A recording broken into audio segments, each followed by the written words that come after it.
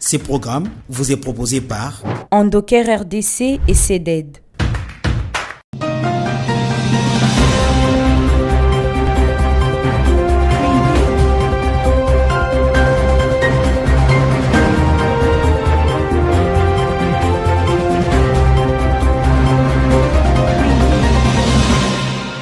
Très heureux de vous retrouver dans les comptes de Sassa Magazine, votre rendez-vous hebdomadaire d'information. Mesdames et messieurs, bienvenue.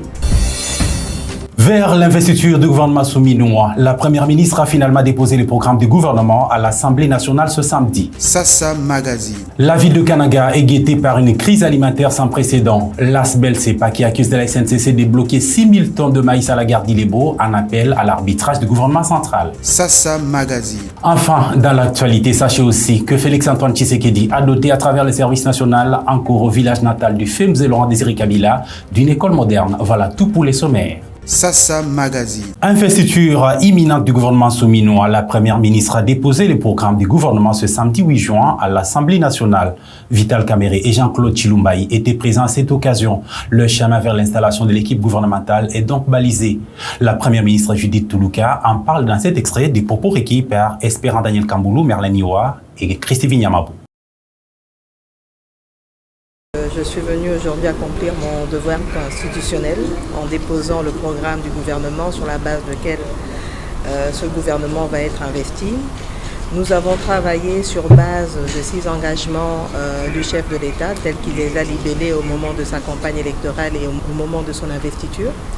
Donc dans nos priorités, il y a notamment la nécessité de créer plus d'emplois, la nécessité d'améliorer le pouvoir d'achat de la population congolaise, la nécessité sur base en consolidant les acquis de la mandature passée, la nécessité d'avoir plus d'infrastructures en termes de routes terrestres, voies fluviales, voies aériennes, chemins de fer, nécessité aussi d'améliorer les questions en rapport avec le renforcement des capacités humaines. Donc là, on va toucher notamment au renforcement de l'administration au niveau de la fonction publique notamment, plus de justice, un meilleur accès à la justice et aussi une amélioration du climat des affaires avec notamment un accent sur la corruption, la lutte contre la corruption et sans oublier la nécessité aussi de travailler sur les questions environnementales parce que comme vous le savez aujourd'hui, le changement climatique a un impact sérieux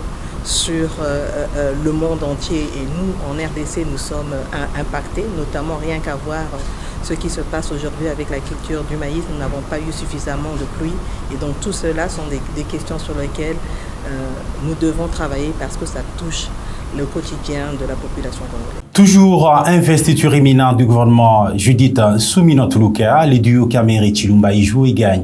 Les regroupements politiques et groupes parlementaires membres de l'Union sacrée de la Nation ont convenu d'investir le gouvernement souminois après que toutes les divergences aient été aplanies à l'interne en semaine en cours. Les chefs des regroupements ont réagi après leur consultation. Écoutons-les dans le propos recueilli par Espérant Daniel Kamboulou, Merlin Niwa et Christine Mbouli.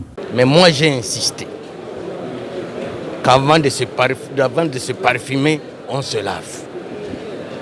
Donc nous aurons l'occasion, lors de l'investiture, de nous exprimer pour que demain, on ne frustre plus les regroupements politiques, les forces politiques ou les simples députés et même tout le peuple congolais. Donc au nom de mon mouvement, nous disons que nous allons investir le gouvernement, mais nous allons nous exprimer librement. Et au regard des échanges, je voudrais ici confirmer que le 4AC va aller dans le sens d'investir le gouvernement de la première ministre Soumina. C'est vrai qu'il y a eu de petits soucis, mais ça ne peut pas nous mettre à contradiction pour ne pas accompagner la première ministre Soumina, parce qu'elle porte le programme du chef de l'État, ce programme dont la population est en train d'attendre pour voir les choses changer dans ce pays. Nous avons promis à l'honorable président que la CPA, tout en étant membre de l'Union sacrée, va, n'est-ce pas, travailler dans le sens d'investir les gouvernements. Ensemble, par solidarité avec les autres collègues, nous allons accompagner notre gouvernement, l'investir et travailler ensemble dans l'unité pour le développement de notre nation,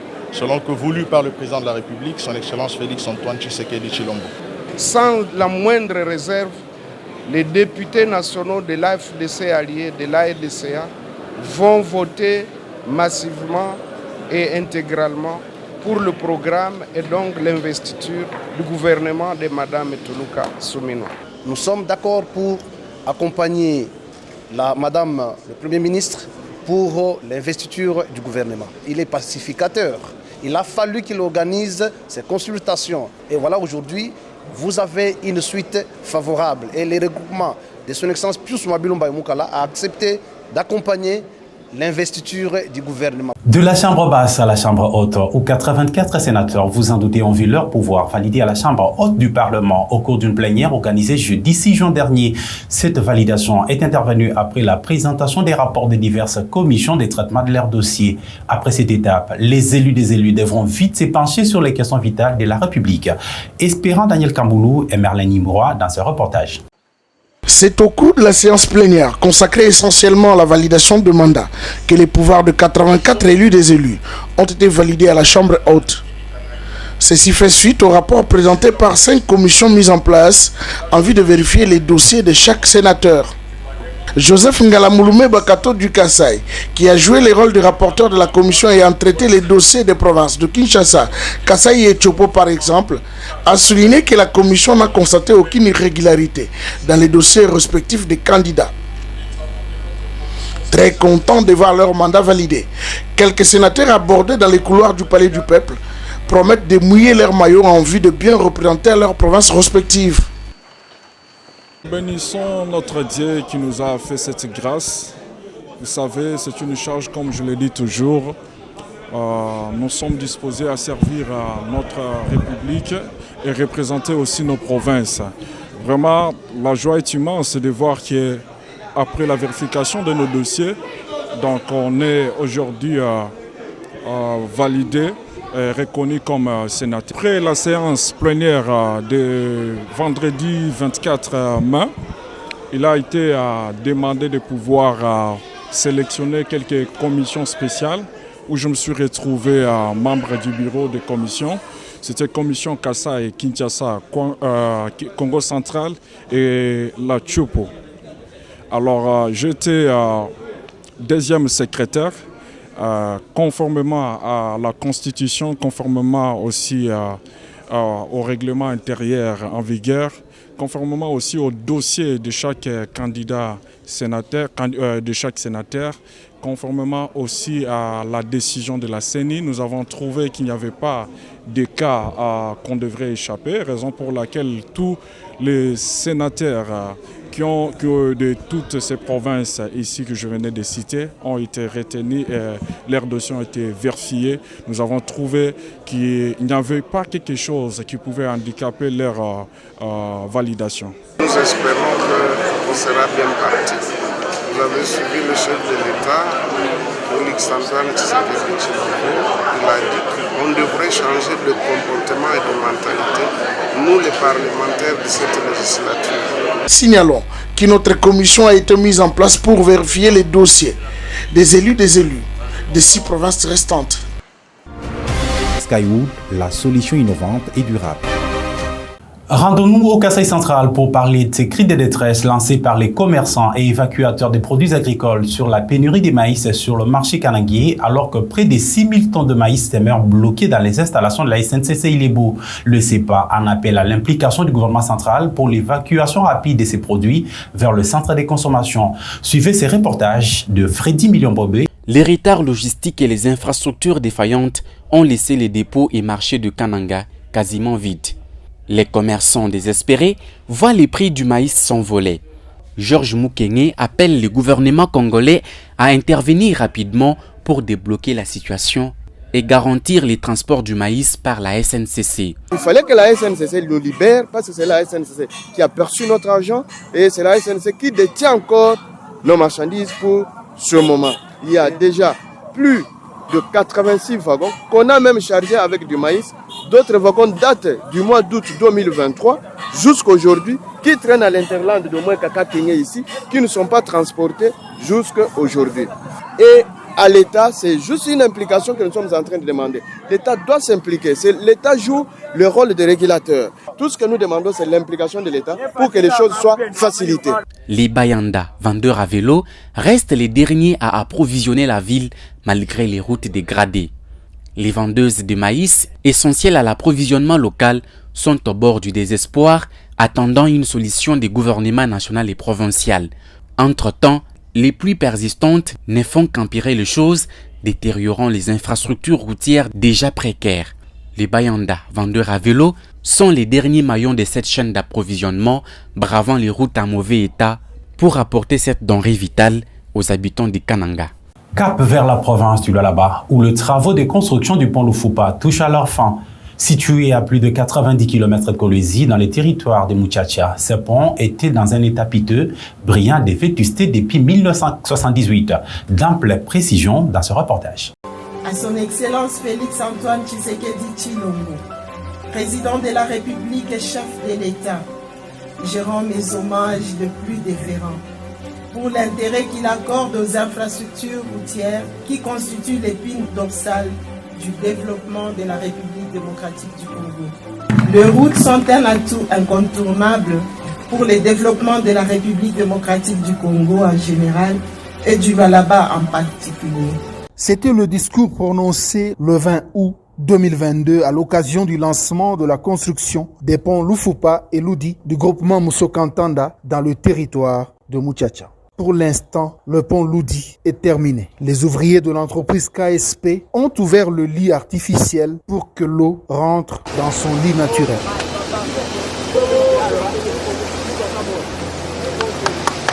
Situé à plus de 90 km de Kolwezi, ce pont a la capacité de 90 tonnes. Il a une longueur de 20 mètres et une largeur de 8,40 mètres. Les habitants expriment leur soulagement et remercient le président Tshisekedi et la gouverneure nouvellement élue du Lualaba, Fifi Masuka Saini. Sur 56 km, un parti pour réhabilitation KSP en a réfectionné 35.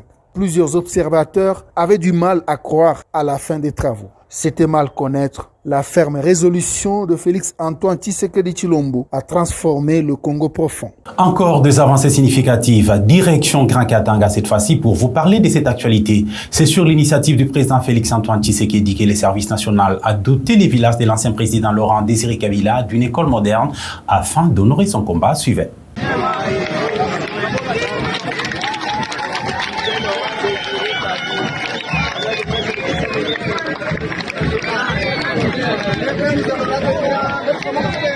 L'année passée, nous avons été ici pour la première fois leur annoncer que le président de la République, chef de l'État, commandant suprême des forces armées, son Excellence Félix-Antoine Tshisekedi, m'avait mandaté d'entrevoir la possibilité de mettre tout en œuvre pour que, en Koro, village natal d'un ancien président, en l'occurrence M. Laurent Désiré Kabila, soit doté d'une école construite par le service national. L'actuel président Félix-Antoine Tshisekedi tenait à honorer M. Laurent Désiré Kabila en sa qualité d'initiateur du service national. Il a fait. Il a mis tous les moyens à notre disposition pour construire cette école. Vous venez de la visiter, l'école est totalement terminée. Au mois de septembre, les élèves, les enfants vont profiter de cette école pour apprendre, pour leur apprentissage. C'est un sentiment d'avoir accompli une mission qui me fut donnée par la haute hiérarchie du pays. Et j'en suis fier. Skywood, la solution innovante et durable.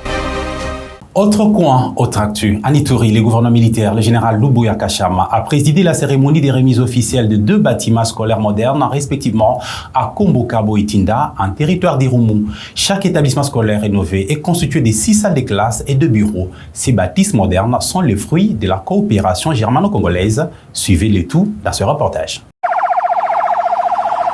2 La stabilité de la situation sécuritaire et la paix qui règne actuellement dans les territoires du Roumou a produit une fois de plus 2 bâtiments scolaires modernes au standard international. Ceci fait la joie de parents et élèves du groupement de Makabou dans la chefferie de Bassili, située à environ 20 km au sud de la ville de Bougna. Devant la notabilité, les membres du comité provincial de sécurité, les éducatifs ainsi que les élèves bénéficiaires de ces bijoux sortis du néant, le directeur du programme de fonds pour la paix et la stabilisation, une coopération allemande a circonscrit le cadre de la cérémonie. C'est une grande première à Ituri et je crois que notre expérience comme première en est une positive et pourra porter des fruits pour l'avenir afin que les bailleurs de fonds, qui est le ministère allemand de la coopération, à travers la banque allemande de développement qui est la KfW, puisse être attiré davantage et pouvoir intervenir encore en Ituri. Reconnu pour son attachement à l'éducation, le commandant des opérations et gouverneur militaire, le lieutenant général Bouyanka Chomadjouni, a exhorté les uns et les autres à l'éducation sur la paix en vue d'assurer un avenir radieux à ces enfants de l'Ituri. Là où il y avait des véhicules incendiés, là où il y avait des groupes armés qui ne faisaient que créer la mort, aujourd'hui, vous pouvez voir des très belles constructions jaillir de la terre. Et ce n'est pas n'importe quelle construction. Ce sont des écoles pour nos enfants. Comme disait monsieur le prophète, là où on construit une école, on ferme une prison. Ces enfants que vous voyez, nos enfants, vont apprendre dans ces écoles l'éducation à la paix. Signalons que ces 2 bâtiments scolaires s'ajoutent aux structures sanitaires et scolaires construits dans le cadre de 145 territoires qui se concrétisent du jour au jour. Terminons au-delà de nos frontières. L'innovation technologique et l'inclusion numérique ont ainsi marqué les salons JITEX Africa édition 2024. Tenu ainsi du 31 mai au 2 juin à Marrakech, nous sommes là au Maroc. La RDC a été représentée par une forte délégation conduite par Michel Bafiba, coordonnateur du PDSFI, sous l'impulsion du chef de l'État Félix-Antoine Tshisekedi. Et retour en image sur cet événement et a réuni plus de 50 000 visiteurs des startups. Suivez le tout dans cet élément. JITEX Africa, le plus grand événement du continent dédié à l'innovation technologique et aux startups, a démontré son ampleur lors de son édition 2024, qui s'est tenue du 31 mai au 2 juin à Marrakech. Avec plus de 50 000 visiteurs professionnels de 130 pays, 33 ministres, 379 entités gouvernementales, 1170 entreprises et start-up, 419 médias, 275 investisseurs et 400 intervenants de 44 pays, JITEX Africa 2024 a marqué un tournant significatif dans la promotion de l'innovation numérique. Cette année, l'événement a réuni plus de 50 000 visiteurs, attirant encore plus d'acteurs clés. La participation de la RDC a été particulièrement axée sur l'inclusion financière, un thème central de JITEX Africa. Lors de la session Focus Pays, le ministère des Finances a mis en lumière les nombreuses opportunités pour l'innovation technologique en RDC, notamment dans les secteurs de l'exploitation minière, de l'énergie, de la santé, de la finance et de l'éducation. La présentation de l'écosystème FinTech dynamique de la RDC et de la Stratégie nationale d'inclusion financière, SNIF, a suscité un vif intérêt et des discussions constructives parmi les participants. Lors de ces assises, la délégation congolaise s'est entretenue avec plusieurs sociétés, entre autres la société HPS, qui est l'une des principales entreprises mondiales de technologie des cartes et des paiements. Cette rencontre a permis aux parties de mieux comprendre non seulement les besoins du marché congolais, mais aussi les contours de l'architecture financière marocaine. La présence de la délégation congolaise à JITEX Africa, conduite par M. Michel Bafiba, a été couronnée de succès grâce à une préparation minutieuse et à l'implication de chaque partie prenante. Ensemble, nous pouvons transformer notre vision en réalité et ouvrir de nouvelles perspectives pour notre nation. Ça n'est complètement fini, mesdames, messieurs, pour ce numéro de Sasa Magazine. Merci d'avoir été des milliers à nous suivre sur différentes chaînes partenaires. L'info continue sur notre site internet www.sasastudio.net.